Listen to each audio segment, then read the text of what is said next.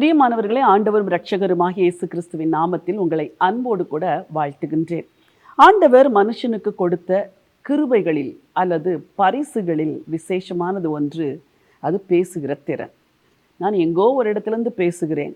நீங்கள் உலகத்தின் எங்கோ ஒரு மூலையிலிருந்து என் வார்த்தையை கேட்கிறீர்கள். நான் பேசுகிறது உங்களுக்கு புரிகிறது. நீங்கள் உள்ளத்தில் அதை ஏற்றுக்கொள்ளுகிறீர்கள், வார்த்தையை விசுவாசிக்கிறீர்கள், வாழ்க்கையில் அற்புதங்கள் நடக்கிறது. கடவுள் மனிதனுக்கு கொடுத்த இந்த பேசுகிற திறன் எவ்வளவு விசேஷமானது, ஆச்சரியமாக இருக்கிறது. அப்படித்தானே? இந்த பேச்சு திறனால் நீங்கள் தேவனோடு பேசுகிறீர்கள், ஜெபம் செய்கிறீர்கள், பாடுகிறீர்கள், மற்றவர்களோடு பேசுகிறீர்கள், குடும்பத்தில் உரையாடுகிறீர்கள், அன்பை வெளிப்படுத்துகிறீர்கள், உணர்வை வெளிப்படுத்துகிறீர்கள். பெரிய பெரிய நிறுவனங்களிலே போய் ஒரு நேர்முக தேர்வு நீங்கள் செய்யும் பொழுது பேசுகிறீர்கள், சிறப்பாய் பேசுகிறீர்கள் என்று உங்களை தெரிந்து கொள்கிறார்கள். இந்த எல்லாவற்றுக்கும் காரணம் இந்த பேச்சுத்திறன். ஆண்டவர் மனிதனுக்கு ஒரு வாய்ஸ் பாக்ஸை படைத்திருக்கிறார், உதடுகளை படைத்திருக்கிறார், பற்களை படைத்திருக்கிறார், நாவை படைத்திருக்கிறார். எல்லாவற்றையும் படைத்துவிட்டு பேசு என்று நம்மை பேச சொல்லி அவர் கேட்கிறார்.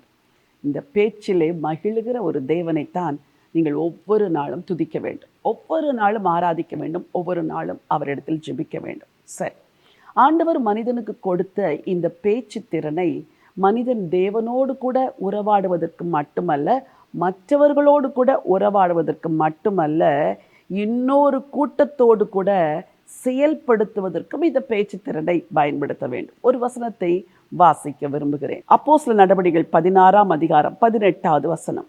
பவுல் சினம் கொண்டு திரும்பி பார்த்து, நீ இவளை விட்டு புறப்படும்படி இயேசு கிறிஸ்துவின் நாமத்தினாலே உனக்கு கட்டளை இடுகிறேன் என்று அந்த ஆவியினுடனே சொன்னான். அந்நேரமே அது புறப்பட்டு போயிற்று. பவுல் வல்லமையான ஒரு தேவ மனுஷன். அந்த தேவ மனுஷன் ஆண்டவருக்காக பெரிய காரியங்களை செய்தவர், பேசியவர், எழுதினவர். அவர் குறி சொல்லுகிற ஆவியுடைய ஒரு பெண். இந்த மனுஷர் தேவனுடைய வழிகளை, இரட்சிப்பின் வழியை நமக்கு தெரியப்படுத்துகிறவர்கள் என்றெல்லாம் பேசும்பொழுது சினம் கொண்டு அவளுக்குள் இருந்த அசுத்த ஆவியை கடிந்து கொள்ளுகிறார். அவர் சொல்லுகிறார், நீ இவளை விட்டு புறப்படும்படி இயேசு கிறிஸ்துவின் நாமத்தில் உனக்கு கட்டளையிடுகிறேன். எனக்கு அன்பானவர்களே, உங்கள் வார்த்தைகளோடு இயேசு கிறிஸ்துவின் நாமத்தை சேர்க்கும் பொழுது உங்கள் வார்த்தைகள் வல்லமை நிறைந்ததாய் மாறுகிறது. ஜெபிக்கும் பொழுது எப்படி ஜெபித்து முடிக்கிறீர்கள்? ஆண்டவர் இயேசு கிறிஸ்துவின் நாமத்தினாலே ஜெபிக்கிறேன் என்று ஜெபித்து முடிக்கிறீர்கள்.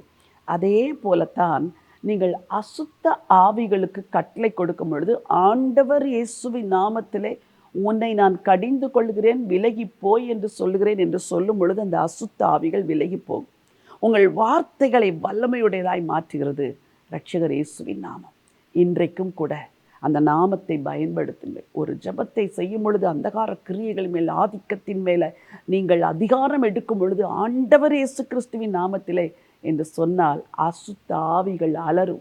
இது ஊழியர்களுக்கு மட்டுமல்ல, எளிய விசுவாசிகளுக்கும் ஆண்டவர் தருகிற பரிசு. ஆகவே நம்பிக்கையோடு கூட நீங்கள் ஆண்டவர் இயேசுவின் நாமத்தை உச்சரியுங்கள், ஜெபத்திற்கும் பயன்படுத்துங்கள், மற்ற அந்தகார வல்லமைகளை விரட்டுவதற்கும் பயன்படுத்துங்கள். உங்கள் வார்த்தைகள் வல்லமை நிறைந்ததாய் மாறும். பவுலின் வார்த்தையை வல்லமையுடையதாய் மாற்றின தேவன் உங்கள் வார்த்தையையும் வல்லமையுடையதாய் மாற்றுவார். உங்களுக்காய் ஜெபிக்க விரும்புகிறேன். அன்பின் தேவனே, ஜீவனுள்ள ஆண்டவரே, எங்களுக்கு பேசுகிற திறனை கொடுத்து, எங்கள் வார்த்தையில் வல்லமையும் கொடுத்து, கிருபையும் கொடுத்து இந்நாள் வரைக்கும் நடத்தி வருகிறீரே, உமக்கு கோடான கொடி ஸ்தோத்திரம் அப்பா. உடைய பிள்ளைகளுக்காக விசேஷமாய் ஜெபிக்கிறேன். ஆண்டவரே, அவருடைய வாயின் வார்த்தைகள் வல்லமை நிறைந்ததாய் மாறட்டும். உம்மிடத்தில் ஜெபிக்கும் பொழுதும், அந்தகார கிரியைகளுக்கு கட்டளை கொடுக்கும் பொழுதும் அவருடைய வார்த்தைகளை வல்லமை நிறைந்ததாய் நீர் மாற்றுகிறீர் என்பதை அறிந்து தங்கள் வார்த்தையை சரியாய் பயன்படுத்த உதவி செய்ய உம்முடைய ஜனத்தை ஆசீர்வதிங்க. ஆண்டவரும் இரட்சகருமாம் இயேசு கிறிஸ்துவின் நாமத்தில் ஜெபிக்கிறேன் ஜீவனுள்ள நல்ல பிதாவே, ஆமென், ஆமென். பிரியமானவர்களே, உங்கள் வார்த்தைகள் வல்லமையுடையதாய் மாற்றுவது ஆண்டவர் இயேசுவின் நாமம். ஜெபத்திற்கும் பயன்படுத்துங்கள், பிசாசுகளை துரத்துவதற்கும் பயன்படுத்துங்கள்.